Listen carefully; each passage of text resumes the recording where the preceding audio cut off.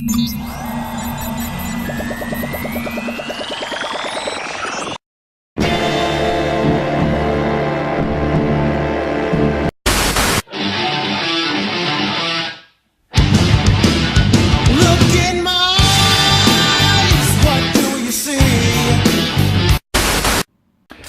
and welcome to Halcyon Blink. My name is Long Risey. I'm going to be your host for this episode.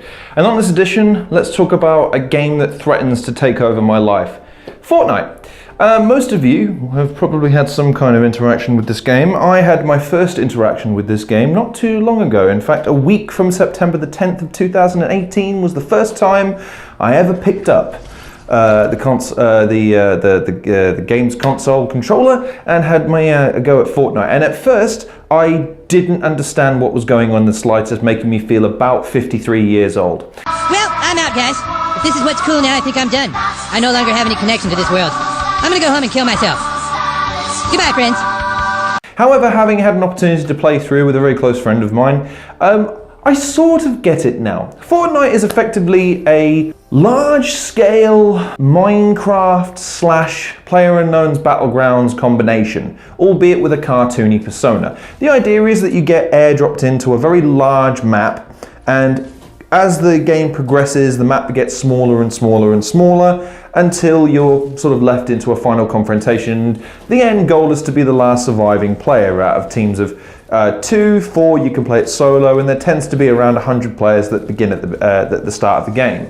And when you land, you're virtually defenseless. You have one pickaxe or some means of mining materials to your name, and you must accrue materials as you go and obviously defend yourself from other players.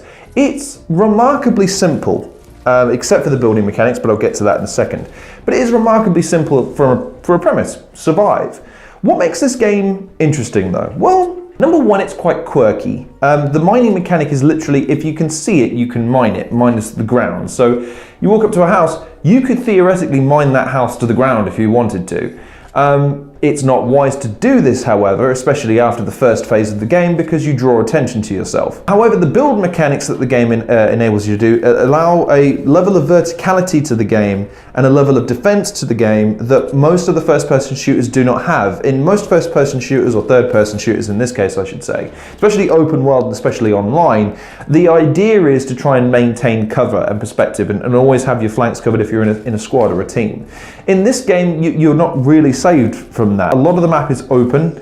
There are segments of the map that are designed in a certain way. Like you've got a junkyard, you've got a town, you've got a desert complex, you've got a forest, you've got a lake which is currently anti-gravity, so you can bounce along it, which is, you know, fine. You have golf carts that you can use to traverse the map, albeit again it's not advisable to do so because you're effectively a walking target. You also have treasure strewn across the map, you have ammo casings, you have a wide variety of weaponry, albeit I say wide variety, it can be boiled down to your standard. You have pistols, dual pistols, SMGs, machine guns, heavy machine guns, explosive weapons, and then you have sniper rifles and special weapons. And you also have a couple of gimmicky weapons like the grappling plunger gun, which you can use to traverse the map vertically and across the map quite quickly. There's fall damage, which is quite severe, you have shields.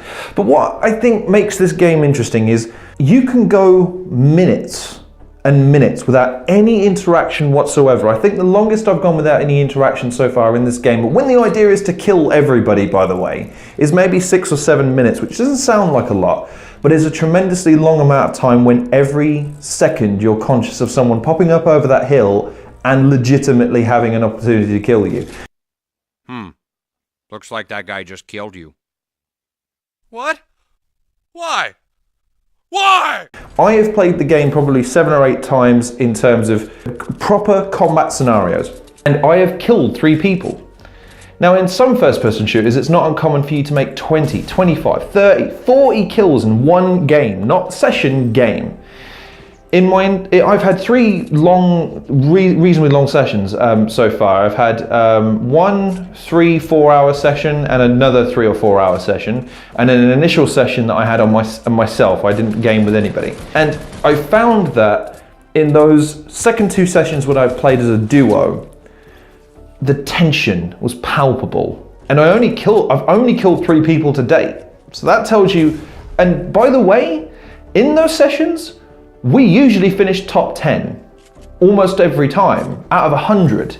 So it goes to show you that the tactics of this game aren't just who can pull the trigger fastest. It's a game of subtlety and tactics and guile, and a degree of stealth is involved, which is tricky because it's not easy to be stealthy in the game. You have to use real world application, because if you stand out in the open, someone's going to shoot you. If you hide in a barn, then you've got a better chance of surviving for longer, but the game minimizes the map over the course of the storm encroaching and you having a certain amount of time to get over lines.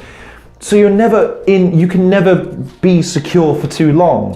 Run away! Run away! Run away! And that dynamicism within the game itself, with a simplistic overtone, makes it one of the quirkier games that I've played that I've really enjoyed. And I've got a knack for wanting to play just that one more game. Or, we died a bit too quickly this time. Or, I felt like I could have done better at that. And, I think I've learnt this now, so I think I can be a bit better this time. If you've never played Fortnite, here's my advice.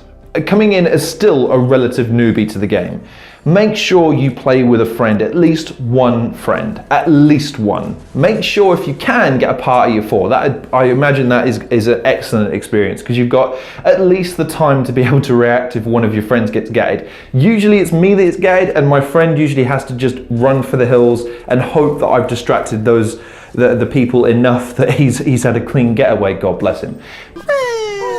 Please be my friend. But make sure you play with a friend. Secondly, remember that it's a diverse, tactics-based game. Don't go into it thinking it's a shooter and you can win just by brute force or combat alone. You have to be clever on that, and you have to remember that sometimes survival is more important than taking the other person down.